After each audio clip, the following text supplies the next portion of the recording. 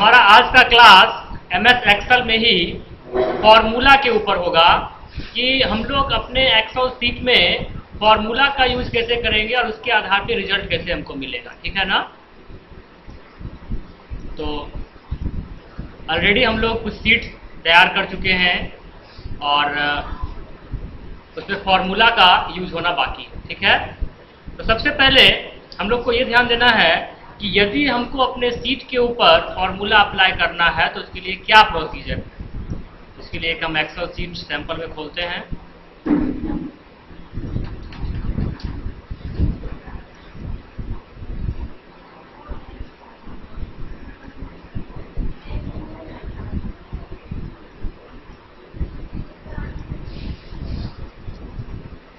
कभी भी फॉर्मूला अगर यूज करना है तो सबसे पहले हमको लिखना होता है उस सेल में जहां हमको रिजल्ट चाहिए। फॉर्मूला से क्या मिलेगा, रिजल्ट मिलेगा। तो जहां हमको रिजल्ट चाहिए, जिस सेल से हमको रिजल्ट चाहिए वहां हम सबसे पहले इक्वल टू टाइप कर देंगे। इसके बाद फॉर्मूला लगाने के लिए किसी सेल एड्रेस का यूज किया जाता है। अगर डायरेक्ट हम कोई नंबर ही लिख दें तो वो तो रिजल्ट हो गया। जैसे फॉर्मूला कभी भी क्या लिखते हो, a प्लस बी का होल स्क्वायर, कभी लिखते हो 2 + 2 का होल स्क्वायर, तो अपने आप रिजल्ट है। अब a और b का होल स्क्वायर जब लिखे तो a और b का वैल्यू क्लियर नहीं है, वो वैल्यू डिपेंड करेगा और उसके आधार पर रिजल्ट चेंज करेगा। उसी तरह से यहां पर हम सेल एड्रेस का यूज करते हैं। जैसे फॉर एग्जांपल A1 एक सेल है, ठीक है, प्लस B1 ये दूसरा सेल है। अब इस दोनों का जोड़ कितना होगा ये रिजल्ट हमको यहां देगा, equal to A + B1, A1 + B1। कब, जब हम इंटर दबाएंगे तब, क्योंकि दोनों ही एंट्री खाली है तो 0 आ गया। अब हम जैसे इसमें एंट्री करेंगे वो उसको ऐड कर देगा, फिर हम इसमें एंट्री करेंगे वो उसको भी ऐड कर देगा। समझ में आया। लेकिन यहां पर एकदम बिल्कुल ध्यान रखना है कि इसमें डबल इक्वल टू जरूर लिखना है। दूसरा एक चीज और देखो कि जब तुम किसी सेल में फॉर्मूला अप्लाई करते हो तो उसके अंदर तो तुम्हारा रिजल्ट ही दिखाई पड़ेगा, फॉर्मूला तुम्हारा फॉर्मूला बार में दिखाई पड़ेगा। हम तुमको इंट्रोडक्शन क्लास में बताया हुआ कि इस फॉर्मूला बार के बाद में हम आगे पढ़ाएंगे। तो यहाँ हम फॉर्मूला देख सकते हैं, सेल में जो फॉर्मूला लिखा हुआ है वो कहाँ दिखाई पड़ेगा, फॉर्मूला बार में, और रिजल्ट कहाँ दिखाई पड़ेगा, सेल में। लेकिन यदि हम इसके ऊपर डबल क्लिक करें तो ये फॉर्मूला हमको यहाँ भी दिखाई पड़ेगा और हम एडिटिंग कर सकते हैं। जैसे हम यहाँ पर A1 + B1 को हम चेंज कर सकते हैं A1 + A2, ठीक है ना। अब क्या होगा, A2 में जब हम चेंजिंग करेंगे, वैल्यू डालेंगे तो उसको वो ऐड कर देगा। कोई प्रॉब्लम। तो ये तो हुआ सिंपल बात। अब थोड़ा मैथमेटिकल ऑपरेशन पे आते हैं। जैसे मान लो हमको साइड ऑफ स्क्वायर दिया हुआ है और हमको एरिया फाइंड करना है, तो इस साइड का वैल्यू कहां पर दोगे, इसके बगल में ही ना दोगे। मान लो तुमने दिया 10, अब ये बताओ एरिया कहां आएगा, एरिया के बगल में आएगा, यहां आएगा, इक्वल टू। अब एरिया का फॉर्मूला क्या होता है, स्क्वायर का एरिया क्या होता है, भुजा square, square into side into side. तो अब यहां पर साइड क्या है, कौन सा एड्रेस है साइड, किस सेल में साइड एंट्री किया हुआ है, A5 या B5, B5। A5 तो हेडिंग दे रहा है, उसका एंट्री कहां है, B5 में। तो तुम करोगे B5 इंटू B5। अब समझ में आया। उसका वैल्यू को तुम कैलकुलेट करोगे कि साइड हेडिंग को ही कैलकुलेट कर दो, तो ये तुमको रिजल्ट दे देगा एरिया। इसी तरह से अगर हम ये निकालें, L दिया हुआ है, B दिया हुआ है, एरिया निकालना है, तो L के बगल में B लिखा हुआ है, तो L का वैल्यू कहां लिखोगे तुम, ऑब्वियसली नीचे लिखोगे, ठीक है। मान लो L का वैल्यू है 10 और B का वैल्यू है 5, तो एरिया ऑफ रेक्टेंगल क्या होगा, equal to A9 into B9 होगा। हम इंटर दबाएंगे, हमको रिजल्ट मिल जाएगा। एक और एग्जांपल है, रेडियस ऑफ सर्किल तुमको दिया हुआ है और तुमको निकालना है पेरीमीटर।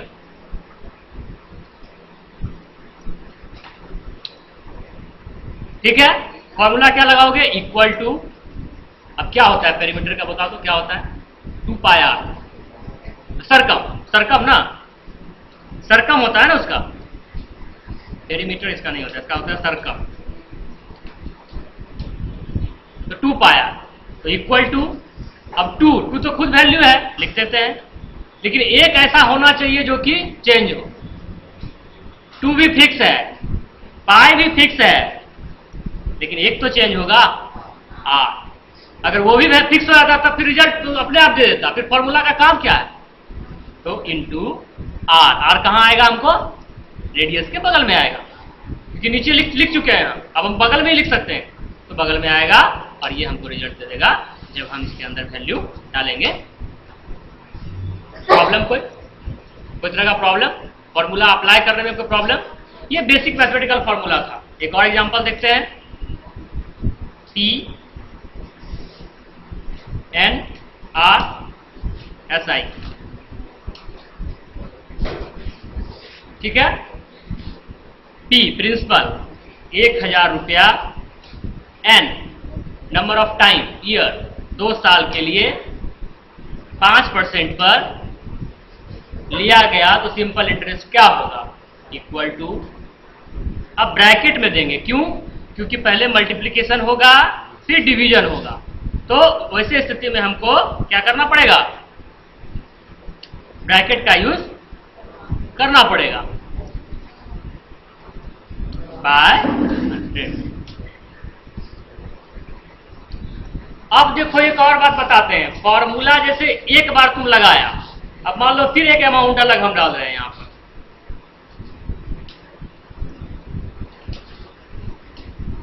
तो क्या फिर से फॉर्मूला लिखेंगे? नहीं, हमारे पास वो फैसिलिटी है फिल सीरीज वाला, हम केवल इसको ड्रैग करके सीरीज में बना देंगे, अपने आप फॉर्मूला लग जाएगा। मतलब सिर्फ एक रिकॉर्ड में फॉर्मूला लगाना है, नीचे के रिकॉर्ड में फॉर्मूला नहीं लगाना है, ठीक है, वो अपने आप लेगा। जैसे यहां पर तुमको दे सकते हैं, यहां तो तुम बगल में देखा, क्योंकि इसका एंट्री ही ऐसा था, जैसे तुम्हारा जो एंट्री है सीट में वो इस तरह से है, एक आदमी का ये आया, तो अब बाकी का जो है कैसे आएगा, आया है। हम सब पर तो फॉर्मूला नहीं लगाए हैं, क्या कर दिए, फॉर्मूला को फिल सीरीज के द्वारा फिल कर दिए।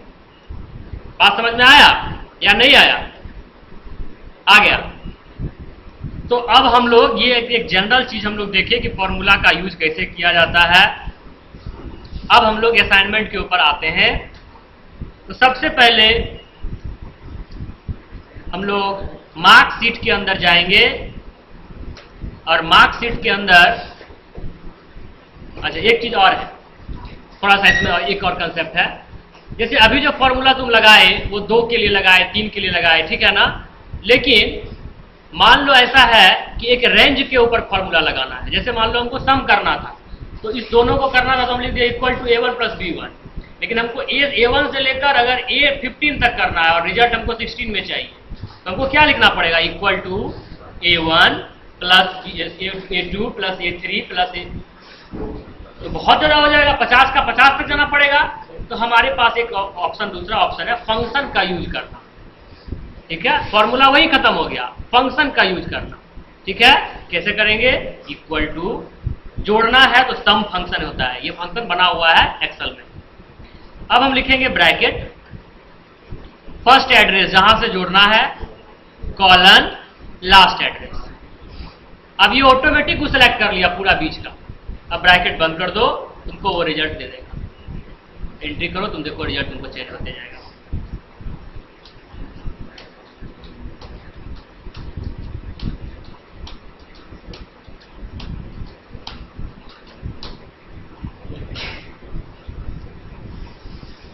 क्लियर?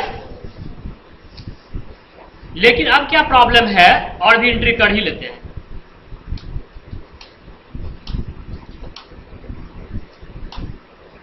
पूरा एंट्री कर दिया। ये तो हुआ कि स्टार्टिंग से लेकर लास्ट तक को जोड़ना है, अगर कहीं बीच में छोड़ना है तब, जैसे हमको 10 से 11 छोड़ना है, ऊपर से 1 से लेकर 9 और फिर 12 से लेकर 15 ऐसे जोड़ना है, तब क्या करोगे? तो यहां पर क्या करना है, तुमको डबल क्लिक करोगे, जब लगातार नहीं हो तो कॉलन नहीं लगाते, तब लगाते हैं। जैसे A1 से लेके कहां तक तुम्हारा था, 9 तक, तो 9 कोमा, और फिर A12 से लेकर A15, ठीक है।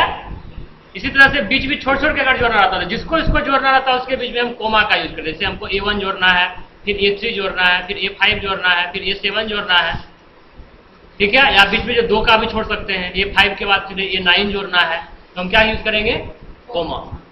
लगातार करना है तब क्या यूज करेंगे, कॉलन। तो प्रॉब्लम, तो अब तुम्हारा जो है दोनों कंसेप्ट क्लियर हो गया, फंक्शन भी और फॉर्मूला भी। अब हम लोग असाइनमेंट पे चलते हैं, कोई प्रॉब्लम नहीं है।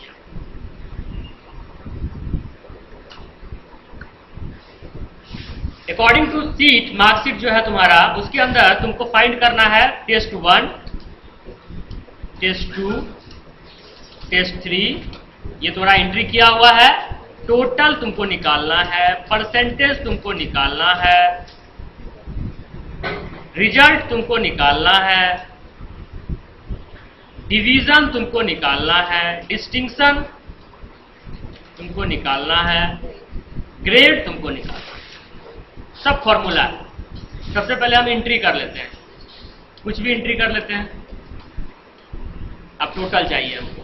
यहां पर दोनों ऑप्शन हमारे पास है, हम चाहे तो A1 plus A2 plus B2 plus C2 भी दे सकते हैं, क्योंकि 3 ही तो है, और हम चाहे तो फंक्शन का यूज कर सकते हैं equal to sum equal to करके, ठीक है।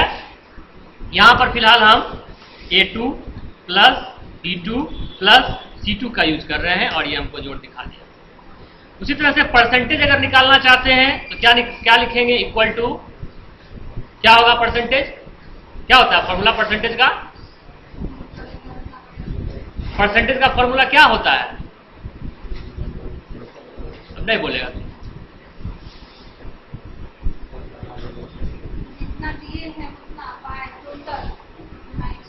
गुड, काफी टाइम लगा।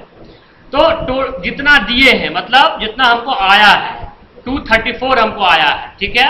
वो 234 चेंज भी तो कर सकता है, ठीक है। तो हम उसका एड्रेस लेंगे, इक्वल टू इतना बाय मैक्सिमम तो फिक्स है, मैक्सिमम तो फिक्स है, इनटू 100। ये तुम्हारा 78% निकला, ठीक है। अब हम दूसरा तरीका यूज करते हैं फंक्शन का, equal to sum bracket A2 colon C2 bracket बंद, या C3 होना चाहिए था, क्योंकि हमको रिजल्ट को चेंज करवाना है, नीचे वाला रिजल्ट चाहिए हमको। या रहने दो, हमको देखना है कि तुम्हारा रिजल्ट बराबर आ रहा है या नहीं आ रहा है। इक्वल टू, अब देखो यहां पर हम तुमको एक कंसेप्ट सिखाते हैं। परसेंटेज नाम का कोई फंक्शन नहीं बना हुआ है, लेकिन एवरेज नाम का फंक्शन बना हुआ है। और एवरेज और परसेंटेज बराबर हो जाएगा जब मैक्सिमम बराबर होता है। जैसे 100 100 100 सब बराबर मार्क्स का है, तो तुम देखो औसत कैसे निकालते हो, टोटल बाय जितना बार जोड़े हैं उतना। यहां भी तो वही आया, टोटल बाय 3, क्योंकि 0 0 कट गया, ठीक है। तो यहां हम एवरेज फंक्शन का यूज कर सकते हैं, average of A2 colon C2 bracket बंद। देखो एक दिया, रिजल्ट सेम है। हम दोनों तरीका तुमको बता दिए। अब हमको एक ही तरीका का यूज करना है। यहां हम इसको इस तरह से फिल सीरीज करके हम इसको ड्रैग कर देते हैं। बाकी के लिए हमको लिखना नहीं है, हमको सिर्फ एक के लिए लिखना है। अब रिजल्ट, अभी तक का जो हम लोग पढ़े वो मैथमेटिकल काम था, अब लॉजिकल काम होगा। इसलिए लॉजिकल काम होगा कि रिजल्ट जो है वो डिपेंड करेगा। यदि 30% है, यदि वाला बात है, यदि 30% है तो उससे ऊपर है तो पास, और नहीं है तो फेल। अब क्या है, यहाँ पर डिसीजन वाला चीज आ गया, ठीक है। तो यहाँ पर यदि को हम लोग, अगर को हम लोग लिखते हैं अंग्रेजी में इफ, तो इक्वल टू लगाना जरूरी है। फॉर्मूला है इफ ब्रैकेट ओपन,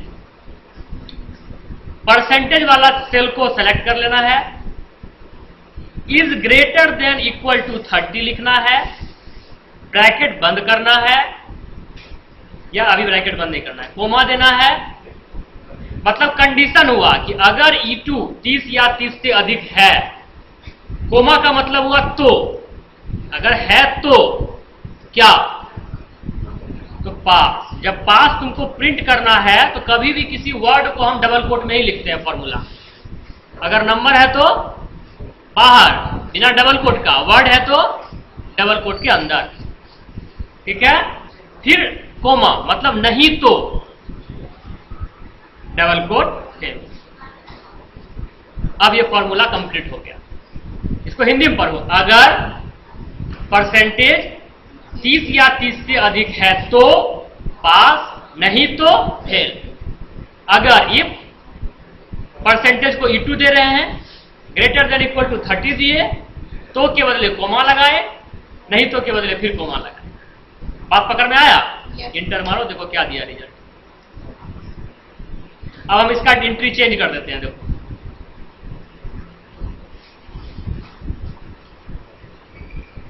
19% मार्क्स आया है।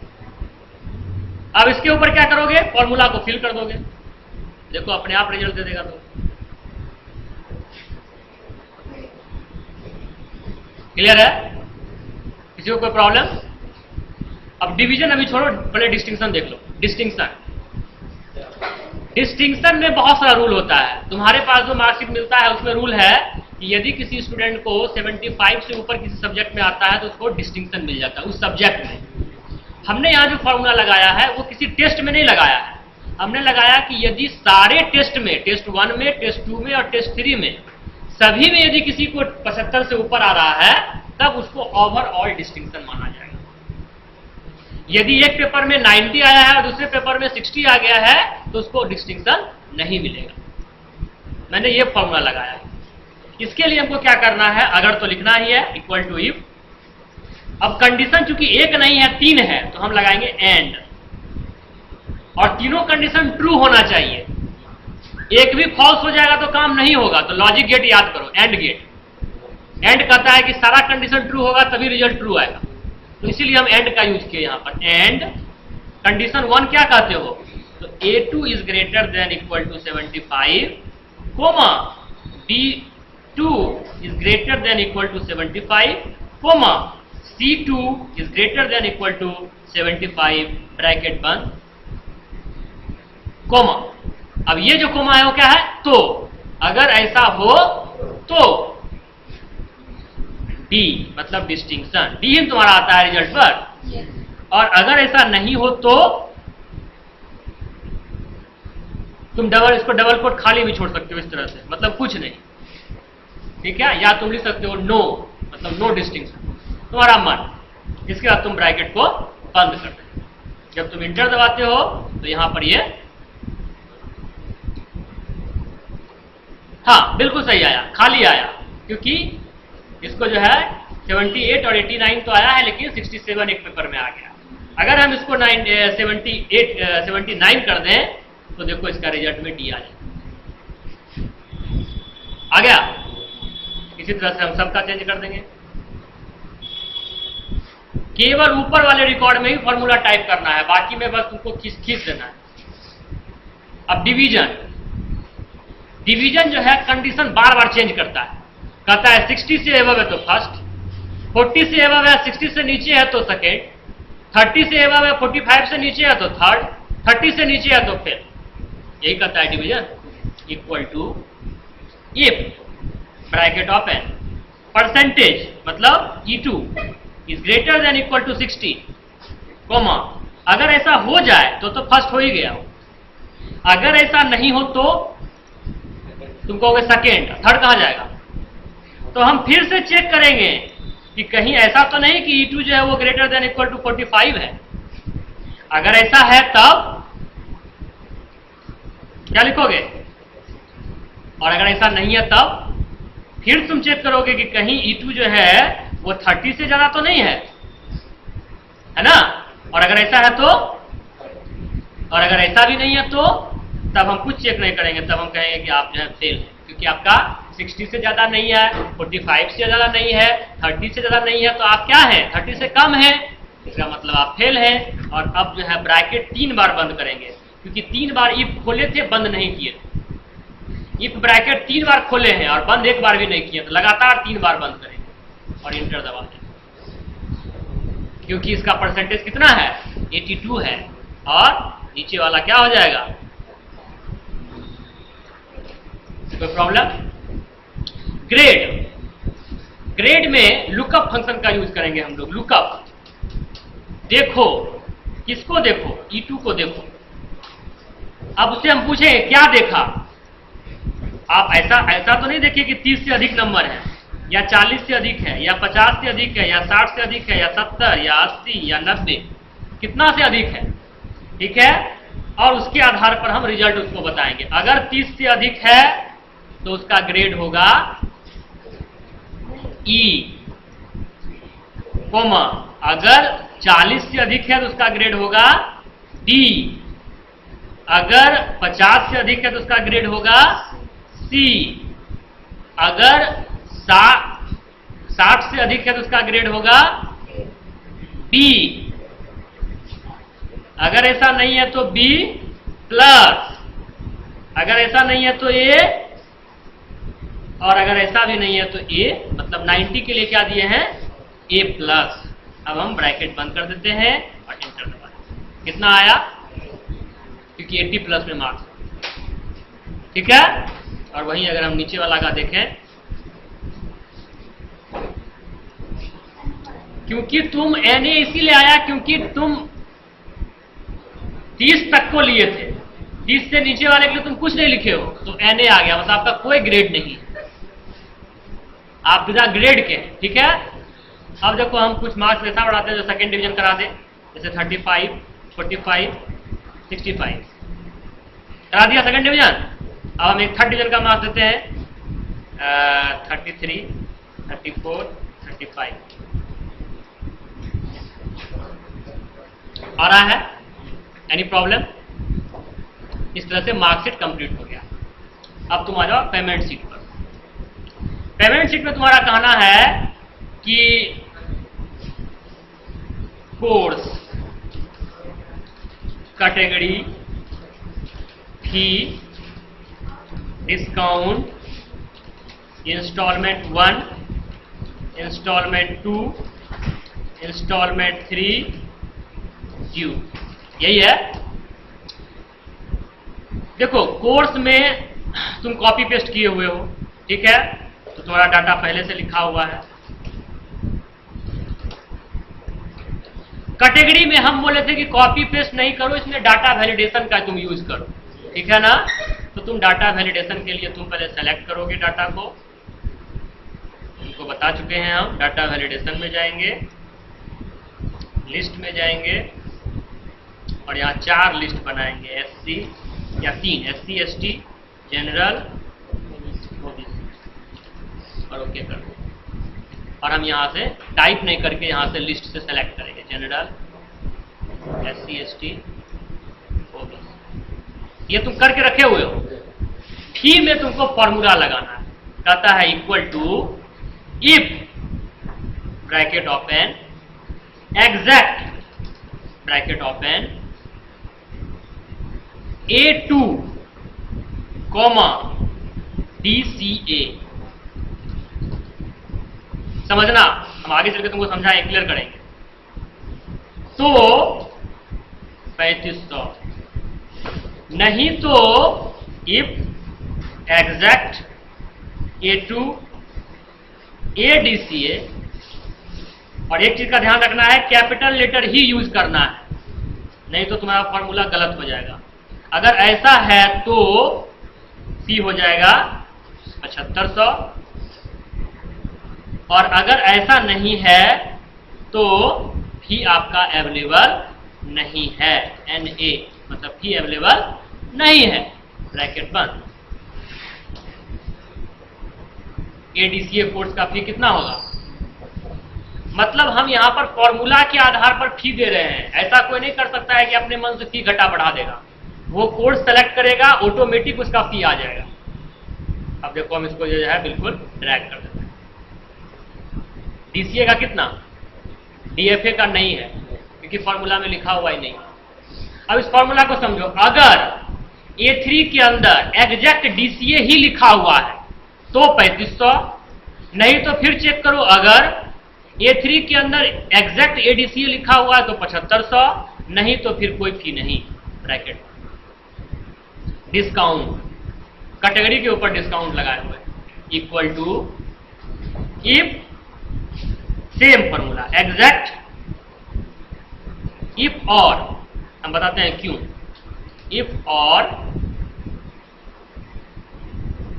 अच्छा SC ST एक बार में दे दिए थे ना, तब और का तुम यूज नहीं भी कर सकते हो, ठीक है, लेकिन हम ऐसा करते हैं कि और का यूज कर लेते हैं और वहां SC ST को हटा देते हैं, ठीक है। इसका एक कारण है, बताते हैं क्यों। इफ और, क्योंकि हमको और सिखाना है, और condition 1 exact B2 comma SC, ठीक है, फिर कोमा एग्जैक्ट B2 ST, फिर कोमा, ब्रैकेट बंद करके कोमा, और ऐसे नहीं तो जीरो, ब्रैकेट बंद।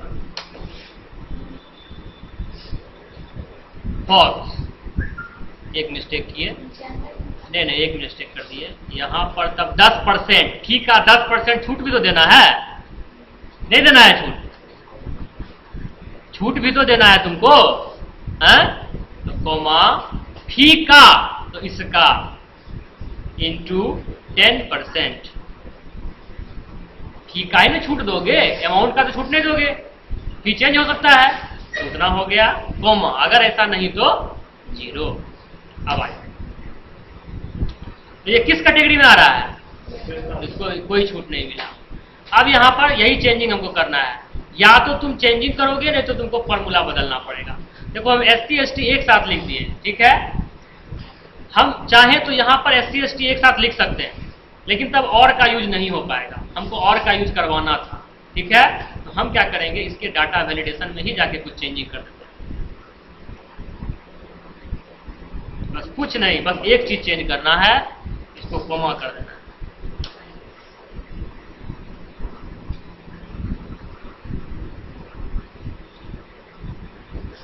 बात समझ में आया? अब देखो हम एंड तो तुमको सिखा दिए थे किसमें, डिस्टिंक्शन में, और हम तुमको यहां सिखाए, मतलब यहां कहता है कि SC वाले के लिए भी डिस्काउंट है या ST वाले के लिए डिस्काउंट है, क्योंकि यहां पर कोई वैल्यू नहीं है इसलिए वैल्यू नहीं दिखा रहा है, ठीक है, यहां तुम वैल्यू दे दो,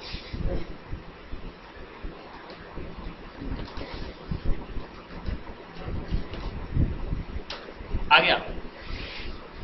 हमने कहा ऐसा नहीं कि ST हो और SC हो, दोनों हो, ऐसा नहीं रूल लगाए हैं, ST हो या SC हो, दोनों को 10% का छूट दो, जनरल OBC है तो छूट नहीं, हमने ये रूल लगाया, ठीक है। तो रूल लगाने के लिए हमको लिखना पड़ा ST के लिए भी और SC के लिए भी, इसलिए हमने यहां और लगाया, और का मतलब यहां क्या है, या, इफ एग्जैक्ट B3 के अंदर SC है या एग्जैक्ट B3 के अंदर ST है, दोनों को 10% का छूट और बाकी को जीरो। समझने में कोई दिक्कत? हमको नहीं लगता है कोई दिक्कत होगा। अब इंस्टॉलमेंट में केवल एंट्री है, ड्यूज एकदम सिंपल है, total fee minus bracket open करके सारा चीज, डिस्काउंट भी plus installment, total instalment,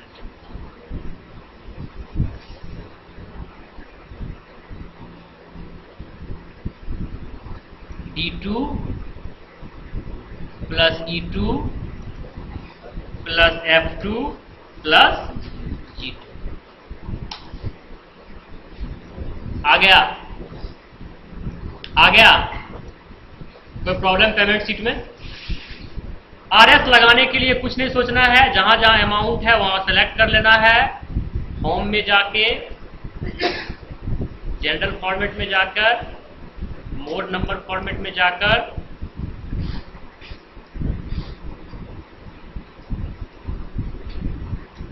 currency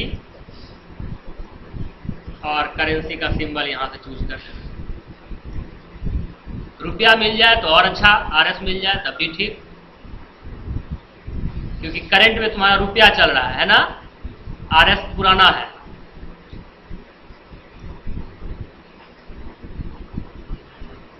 Hindi वाला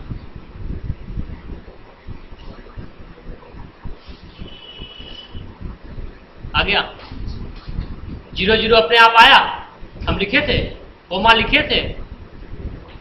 ध्यान देना इस बात का, अगर हम लिख देंगे ना तो गलत हो जाएगा, फॉर्मूला काम नहीं करेगा। लिख के दिखाएं, दिखाते हैं लिख के। इसको तुम जनरल बना दो और हम इसके ऊपर देखो लिख देते हैं, और यहाँ तो फॉर्मूला लगा हुआ है, इसको छोड़ दो, यहाँ पर पहले जनरल बना दो और यहाँ पर लिख दो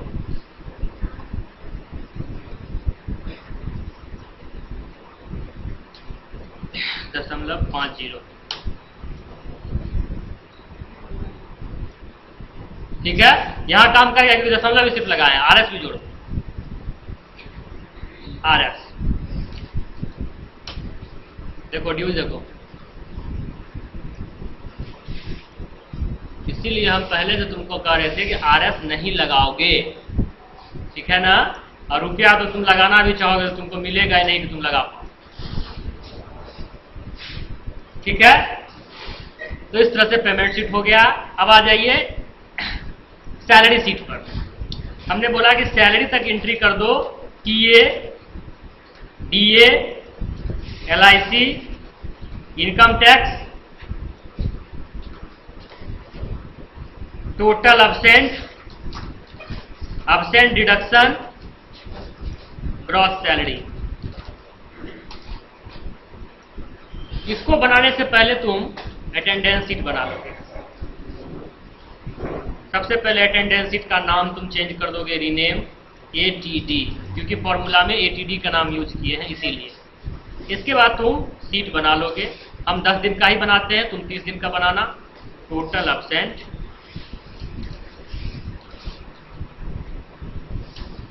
इक्वल टू काउंट, मतलब गिनो, लेकिन सबको मत गिनो, कंडीशन है इफ। कहां से कहां तक गिने, तो यहां से लेकर यहां तक गिनो, यहां से लेकर यहां तक गिनो, लेकिन किसको गिनो, केवल ए को गिनो, तब ना एब्सेंट बताएगा वो, तब ना एब्सेंट बताएगा। तो देखो अभी एक भी दिन एब्सेंट नहीं है। अब हम इसके अंदर एंट्री करते हैं, P P A P A A P P P A, गिन के बता दिया। अब जब ये रिजल्ट आ जाए, ये काम जब हो जाए, तब तुम सैलरी शीट में जाओ, क्योंकि सैलरी शीट को ये डाटा चाहिए, वो रहेगा तब तो आएगा, है ना। अब तुम यहां पर सैलरी में कुछ लिख दो, 25,000 रुपया मान लो सैलरी है। टीए बहुत सिंपल लगाए फॉर्मूला, सैलरी का 3%, डीए सैलरी का 4%,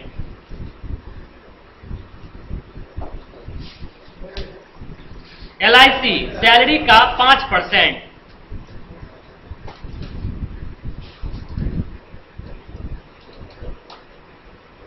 इनकम टैक्स। वैसे तो तुम्हारे नोटबुक में इनकम टैक्स में सिंपल 10% का फॉर्मूला हम लगाए हैं, लेकिन यहां पर हम जो एक्चुअल इनकम टैक्स का फॉर्मूला होता है वो लगाते हैं, equal to if salary is greater than equal to.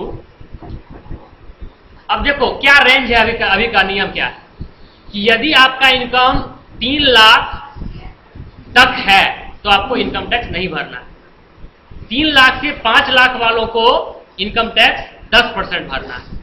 5 lakh से 10 लाख वालों को इनकम टैक्स 20% भरना है, और 10 लाख से ऊपर वालों को इनकम टैक्स 30% भरना है। ये सालाना है, हम मंथली बेसिस पर निकाल रहे हैं। तो 10 लाख को अगर 12 से भाग दें तो निकल जाएगा मंथली, कितना होगा 10 लाख का अगर 12 से भाग दें तो अप्रॉक्स 80,000 आ रहा है, 12 96, अप्रॉक्स 80,000, 85,000 ले लो, एक मान के चलो, तो हम लिखेंगे अगर 85,000 से अधिक है या 85,000 है तो उसको सैलरी का 30% देना पड़ेगा टैक्स।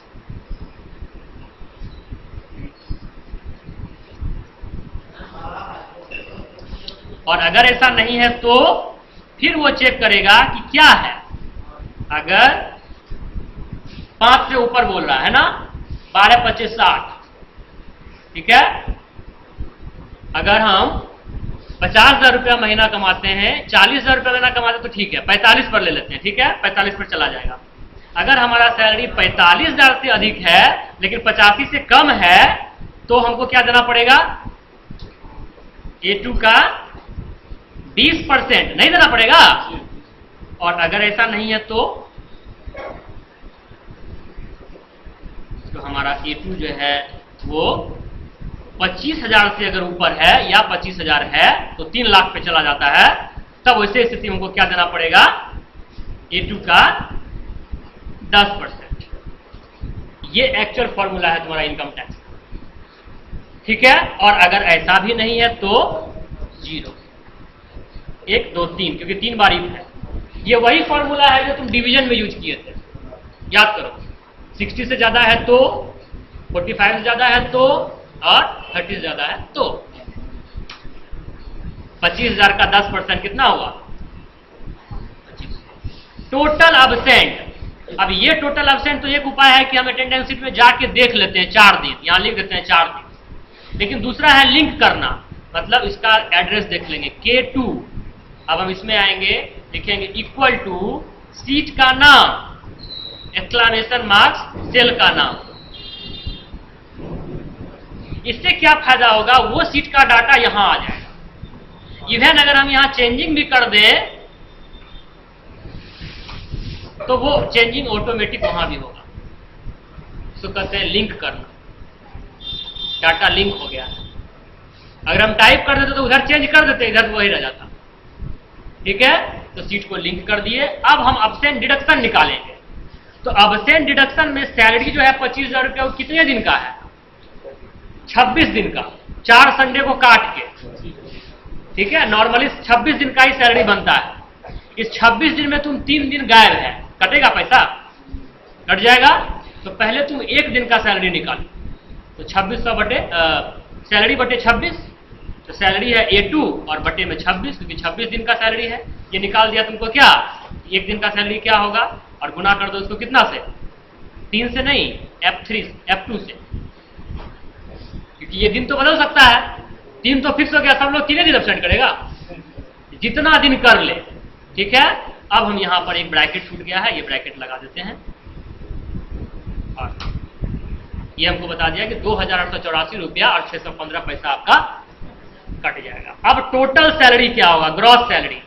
तो equal to salary plus TA plus DA.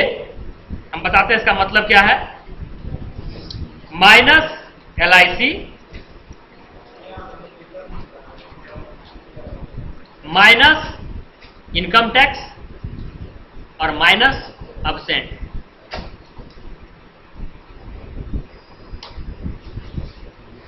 देखो टीए मतलब हुआ ट्रैवलिंग अलाउंस, जाने आने का खर्च। डीए मतलब हुआ डियरनेस अलाउंस, महंगाई वगैरह का खर्च, ठीक है। LIC तो जानते ही हो, कटता है तुम्हारा मंथली, थोड़ा LIC हुआ रहता है कंपनी की तरफ से। IT तो जानते हो इनकम टैक्स है। और इस तरह से तुम्हारा ग्रॉस सैलरी 20,115 रुपया 38 पैसा मिला। कोई प्रॉब्लम? हमारा आज का क्लास यहीं तक रहेगा।